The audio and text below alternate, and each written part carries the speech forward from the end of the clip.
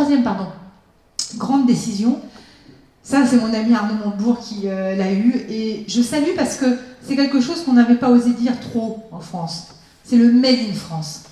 J'aime beaucoup l'Allemagne, je suis germanophile, je suis germanophone, mais eux, quand vous les faites parler de leur entreprise, de leurs produits, ils commencent par vous dire « on est les meilleurs ».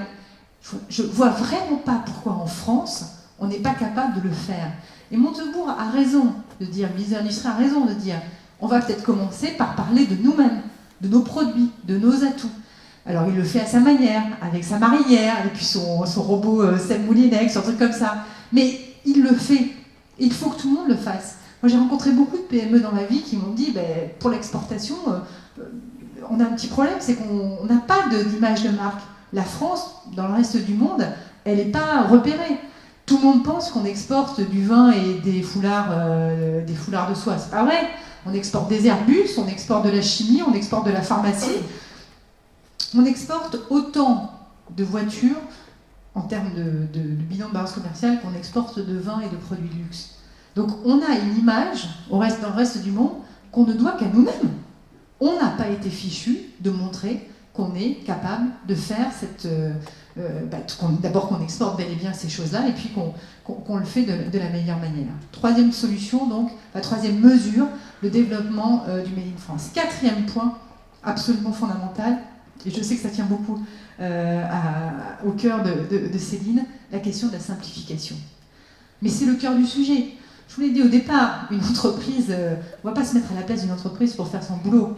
En revanche, on peut quand même, à minima, faire en sorte qu'elle ne soit pas gênée par l'environnement qui l'entoure, et notamment par la question des normes ou la question du contrôle. J'ajouterais que...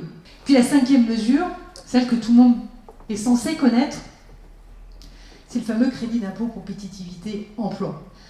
Toujours est-il que, maintenant qu'on est enfin décidé à baisser de 4% la masse salariale cette année et de 6% la masse salariale l'année prochaine de toutes les entreprises de France, c'est ceux qui nous ont expliqué pendant des années que c'était ce qu'il fallait faire et qui ne l'ont jamais fait, qui nous disent c'est impossible.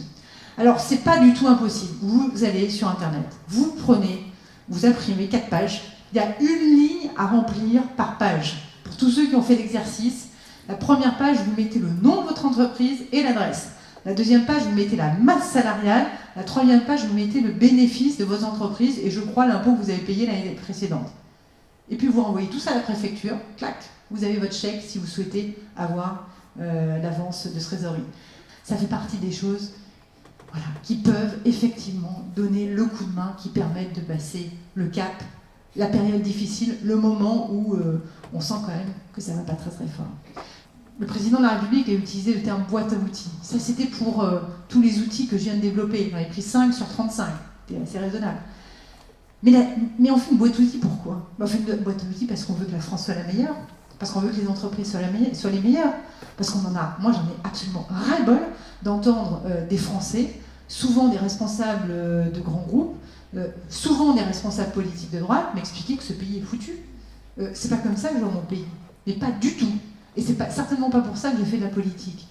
On a des tas et des tas de choses à gagner dans la mondialisation. On ignore par exemple complètement que la France est au 2e rang mondial de l'innovation, derrière les États-Unis, bien devant l'Allemagne. Mais la clé, c'est l'investissement. La clé, c'est l'investissement des entreprises. C'est l'investissement productif. Et comment on fait l'investissement productif ? En dégageant du financement d'investissement productif. C'est de faire en sorte que quand on a l'épargne, par exemple via l'assurance vie, et qu'on met cette épargne sur les PME, sur l'investissement des PME, ou tout simplement sur les actions des grands groupes français, on ne soit pas traité fiscalement de la même façon que quand on met son épargne sur, certes c'est noble, mais c'est sans risque, des obligations de l'État français ou des comptes à très court terme. On peut dégager dans ce pays 100 milliards d'euros entre le relèvement du livret A, une réforme de l'assurance vie, des mécanismes particuliers de capitalisme.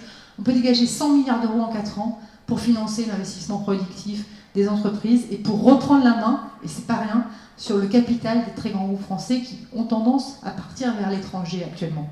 Et bien si on arrive à faire ça, on aura les moyens d'imaginer ce que seront les entreprises et l'industrie et les services et les infrastructures de demain dans ce pays. Et on aura les moyens d'accompagner ce pays vers d'abord une sortie de crise, je l'ai dit, c'est l'urgence, mais aussi sur une prospérité qui soit évidemment une prospérité sociale, une prospérité partagée par tous, une prospérité de solidarité. Il est hors de question de sortir de cette crise-là, de cette crise financière-là, en laissant qui que ce soit sur le bord du chemin. C'est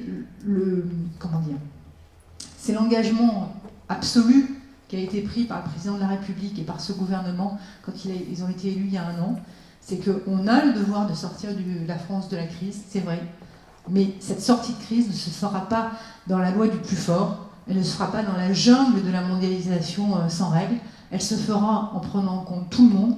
C'est la logique des emplois d'avenir, c'est la logique des contrats de génération, c'est la logique aussi de la réforme qui s'annonce des retraites. On ne laissera personne sur le bord de la route, on ne laissera pas le système de retraite par répartition s'effondrer, et on ne laissera pas le système d'assurance maladie, cette fois-ci, s'effondrer. C'est ce contrat-là qui est passé depuis un an, c'est ce contrat-là que je vous demande de soutenir aussi, c'est ce contrat-là qui, à mes yeux, finira par porter ses fruits, et dont nous pourrons être fiers, je pense, dans quelques mois. Merci.